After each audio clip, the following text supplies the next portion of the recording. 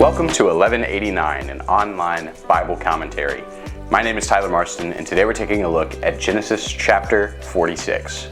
Through all of Joseph's suffering and faithfulness, we've seen that God has provided a way to deliver Jacob's family. We've seen that he's provided a way to bless all the families of the earth, at least everybody in the surrounding area. And we've also seen that Joseph has been able to give his family this glimpse of Eden, right? Now imagine you're Jacob, right? You're sending out your family in a last-ditch effort to go find food because you're starving and you're depressed and you're grieving these sons that you've lost or that you think you've lost. And one day, all of a sudden, they come home. They're swagged out. They're dressed to the nines, and they say, "Hey, not only did we find food in Egypt, not only did we find riches and abundance in Egypt, but your son Joseph, who you love, who you thought was dead, is alive." So Jacob is called by God to move to Egypt in this chapter, and we do get a confirmation in this chapter that it is from God. It's God's will that he does this. And from the last few chapters where Jacob was grieving and distraught and said he would never get over mourning Joseph, we see him completely transformed and uplifted. In the same way, God uplifts us and transforms us when we seek to do his will. So Israel set out with all that he had and came to Beersheba and offered sacrifices to the God of his father Isaac. So Israel is offering sacrifices to seek God's will, and this is important character growth. Remember how back in chapter 27, he wanted that blessing, and he decided the best way to do it was to scheme for it, right? And he wanted that blessing in chapter 32, and he thought the best way to do it was to fight for it and hold on until he got it, right? And he did all of that so he could inherit Canaan, which was the land that God promised to Abraham and his descendants. And so before Israel leaves the land he was once exiled from and fought so hard to get back to, he's got to make sure it's God's will before he up and leaves it again. And notice that he does it in Beersheba. Remember, that's the same place where Abraham and Isaac dug those wells and made those covenants with Abimelech. And that's where Abraham lived right before and right after he offered up Isaac to God. Jacob's offering at Beersheba is supposed to remind us of Abraham's offering in the same region back in chapter 22 when he was called to give up Isaac, give up the thing that was most important to him. And if you think I'm reaching, take a look at what happens next. God spoke to Israel in visions of the night and said, "Jacob, Jacob." And he said, "Here I am." So that's the exact same thing God said to Abraham in chapter 22. That story started with God saying, "Abraham." And Abraham said, "Here I am." And God said, "I want you to take your one and only son and give him as a sacrifice to me." And then right as Abraham was about to do it, God said, "Abraham, Abraham." And Abraham said, "Here I am." And he said, "Don't sacrifice your son. Now I know that there's nothing that you'll hold back from me." And right here in this verse, God says, "Jacob, Jacob." And Jacob says, "Here I am," right? So we should be expecting Jacob is going to be called to give up something really important, the most important thing that he has, just like Abraham was called to give up Isaac. But we should also be expecting, just like Abraham, that God is going to provide for Jacob in the midst of that offering, right? When you offer up what's most valuable to yourself, to God, and you let him have it, he blesses you and he provides you in the midst of that. He said, "I am God, the God of your father. Do not be afraid to go down to Egypt, for I will make you a great nation there. I will go down with you to Egypt, and I will also surely bring you up again, and Joseph will close your eyes." So he says to go to Egypt, to sacrifice living in Canaan, which is the land that God has promised to Jacob's descendants. We also see God's promise as a repetition of chapter 28, when God appeared to Jacob at Bethel and said, "I will be with you, I will go before you, and I will bring you back." He's saying the same thing here. Now this works both as a message to Israel the person and Israel the nation. Israel the person will go down to Egypt and he will die there, but Joseph will be there to close his eyes and bring him back to Canaan, bring his remains back to Canaan and bury him with his fathers. Meanwhile, Israel the nation will be enslaved in Egypt going forward after that, but God will be with them the whole time and he will bring them out of that. He will send them a deliverer through Moses to get them to return to the promised land. Then Jacob arose from Beersheba, and the sons of Israel carried their father Jacob and their little ones and their wives in the wagons which Pharaoh had sent to carry him. They took their livestock and their property which they had acquired in the land of Canaan and came to Egypt. Jacob and all his descendants with him, his sons and his grandsons with him, his daughters and his granddaughters, and all his descendants he brought with him to Egypt. So at God's insistence, they load up those wagons Pharaoh gave them with all of their possessions. They take their wives and their kids, and they go to the land that God is calling them to go to, which right now is Egypt.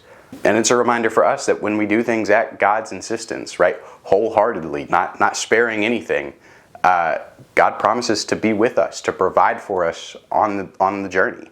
Now in verses 8 through 27, we get a list of all the sons and grandsons of Israel who departed on this journey back to Egypt. Now there's 70 descendants that go down in all, and it's a flip on Genesis 10. There were 70 nations that came out of Noah after the flood. Genesis 10 had 70 descendants who spread out over the earth and populated it and became all the families of the earth. In contrast, here we have 70 descendants of one nation who are called to be a blessing to all of those other nations, right? Through their commitment to God's will, they're going to be a vehicle for God's blessing and God's redemption. Now he sent Judah before him to Joseph to point out the way before him to Goshen, and they came into the land of Goshen. Joseph prepared his chariot and went up to Goshen to meet his father Israel. As soon as he appeared before him, he fell on his neck and wept on his neck a long time. Then Israel said to Joseph, "Now let me die, since I have seen your face, that you are still alive."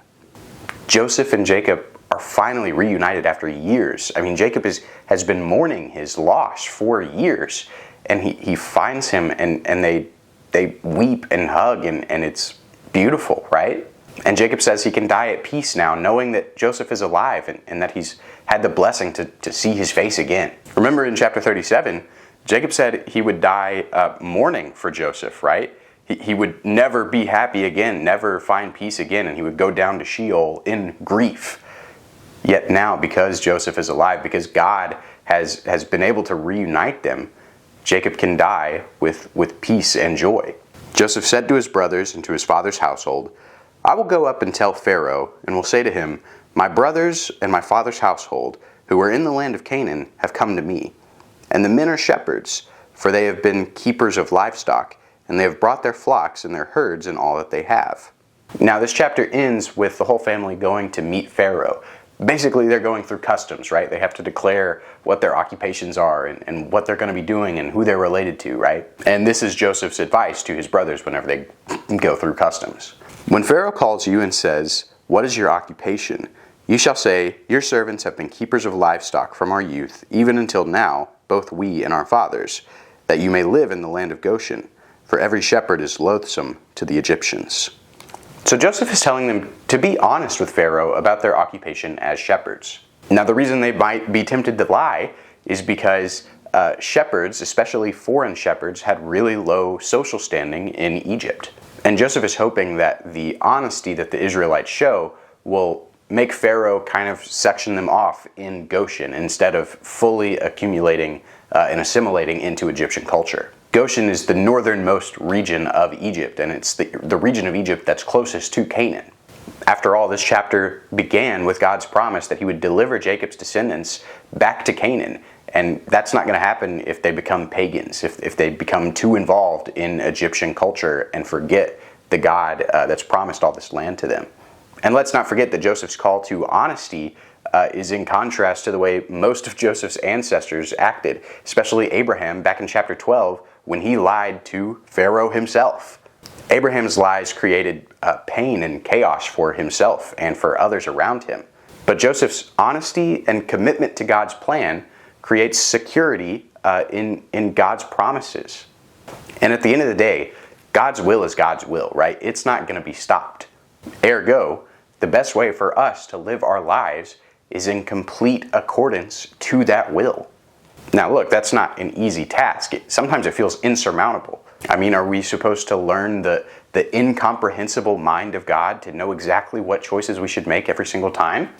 Now that is impossible, but that's overcomplicating what seeking God's will means. The way we abide in God and abide in His will is by doing the right thing. We know that we need to sacrifice our own desires and ambitions for the sake of others and God's people around us. Jacob did that here by moving to Egypt, and God was with him. And we know that we need to be honest with others, even when it's uncomfortable. Joseph and his brothers are going to do that through speaking truth to Pharaoh, and God uses it. Seeking God's will for your life is directly intertwined with how you live by God's word and wisdom. And we learn his word and his wisdom through the Holy Spirit, through prayer, through community with other believers, and by studying his word, the Bible. And of course, that's what we're doing all right now together. Thanks for watching 1189. I hope you have a good day. God bless.